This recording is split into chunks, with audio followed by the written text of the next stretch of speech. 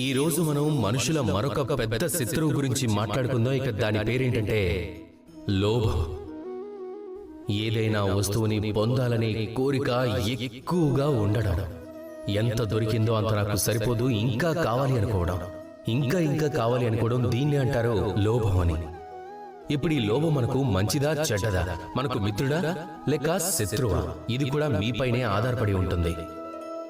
ఎలా అంటే ఒకవేళ ఒక వ్యక్తికి ధనం మీద లోభం ఉంది, తను సంపాదిస్తూనే ఉన్నాడు, అలాగే దాన్ని పోగేస్తూ ఉన్నాడు, దాన్ని పొందడం కోసం తను అవినీతికి పాల్పడుతూ ఉన్నాడు. ఒకవేళ ఇలాంటిది జరిగింది అంటే అప్పుడు ఈ లోభం మీకు ఎంతో హానికరమైనది.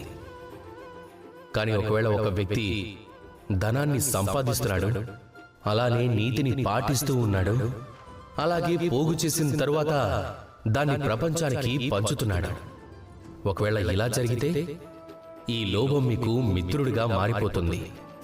ఒకవేళ మీకు సత్సంగం అలాగే సత్కర్మ యొక్క లోభం ఉంటే మీరు ఎప్పుడూ ఒంటరి వాళ్ళు కారు. ఒకవేళ ప్రేమను పెంచాలన్న లోభం ఉంటే, ఈ ప్రపంచానికి సహాయం చేయాలన్న లోభం ఉంటే, అప్పుడు ప్రపంచానికి శత్రువైన ఇదే లోభం మీకు మాత్రం పరమాత్మను పరిచయం చేయగలుగుతుంది. ఇప్పుడు ఈ లోభాన్ని మిత్రుడిగా చేసుకోవాలనుకుంటున్నారా, శత్రువుగా చేసుకోవాలనుకుంటున్నారా? ఆ నిర్ణయం మీదే.